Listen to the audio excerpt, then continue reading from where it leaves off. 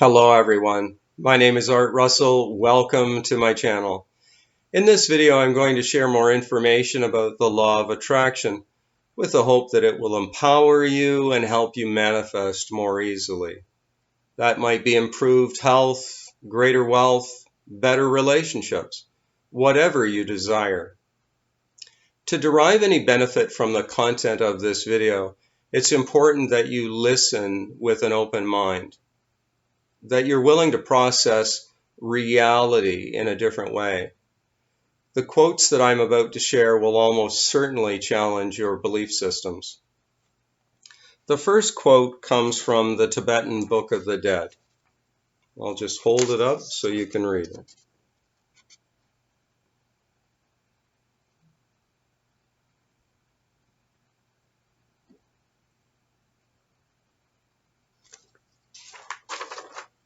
Phenomena only exist in the mind that perceives them.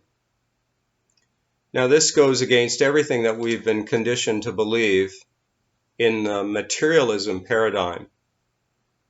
We've been conditioned to believe that things and people stand out independent of the mind that perceives them. What this is saying is that things are more like appearances in consciousness only. The second quote comes from Andrew Carnegie. He was born in 1835 and he rose to great power and abundance. He was a Scottish-American industrialist and philanthropist. He led the American expansion of the steel industry. He had investments in railroads, sleeping cars, bridges, and oil derricks. He became one of the wealthiest people in the world. In the last 18 years of his life, he gave away approximately $350 million. He also commissioned Napoleon Hill to write Think and Grow Rich. Now, that's actually how I first found out about Andrew Carnegie, by reading that famous Law of Attraction book. Here's one of his quotes that I hope you'll find interesting.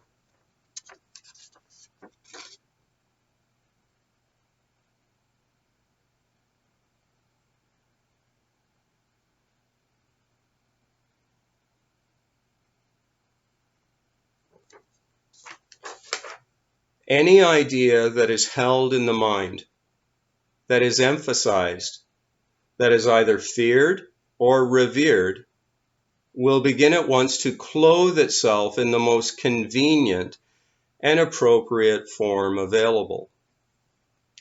Now, if we're trying to process the world from the materialism paradigm, this is going to seem ludicrous, because he deliberately used the word clothe itself, which suggests that the mind is making all the appearances.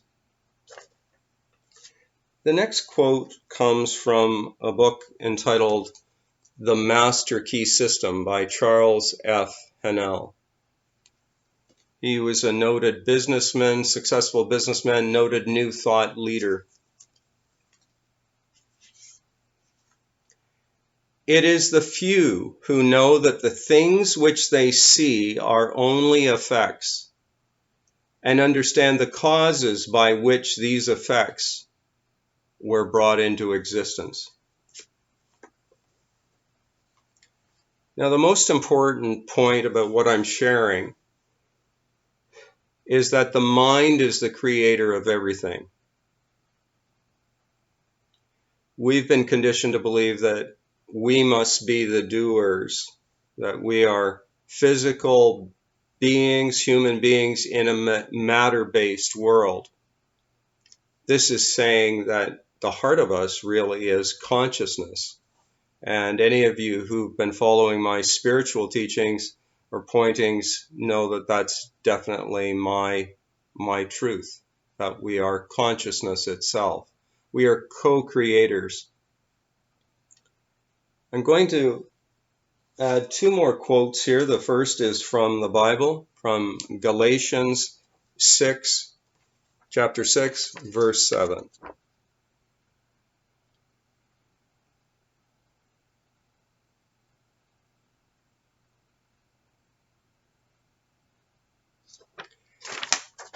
Be not deceived. God is not mocked. For whatsoever a man, and I've added woman, soweth, that shall he or she also reap. So I want to explain a little of this. Be not deceived. So don't be fooled. God is not mocked. I would interpret that as meaning consciousness knows what you're thinking, knows what you're believing. As he thinketh in his heart, so is he. That's your essence. Do you really believe that you have the improved health or the greater wealth? Do you really believe it, or are you just saying it? God is not mocked, so that means you can't trick consciousness. It knows the signal that you're broadcasting to the universe. The last quote for today comes again from the Master Key System.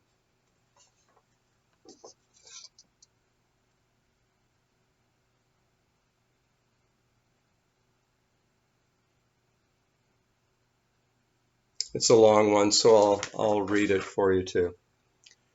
We live in a fathomless sea of plastic mind substance. This substance is ever alive and active.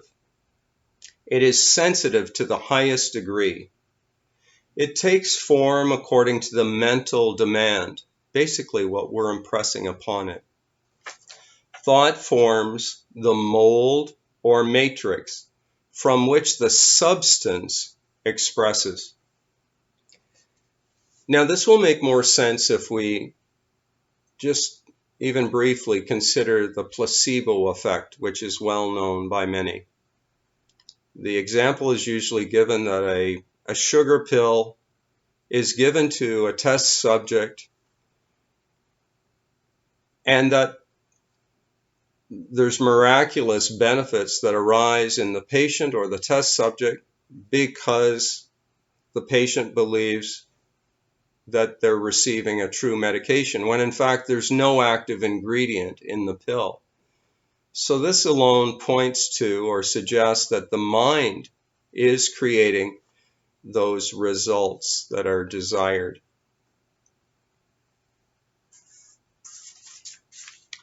So I'm going to leave you with that today. I hope it's given you something to contemplate. You can test this for yourself if you like, in a small way. Perhaps challenge your beliefs of something that you would have thought was impossible, but that knowing that if you impress your belief into the subconscious, that will be expressed as an apparent reality. If you've enjoyed this video, I invite you to subscribe to my channel or click a like.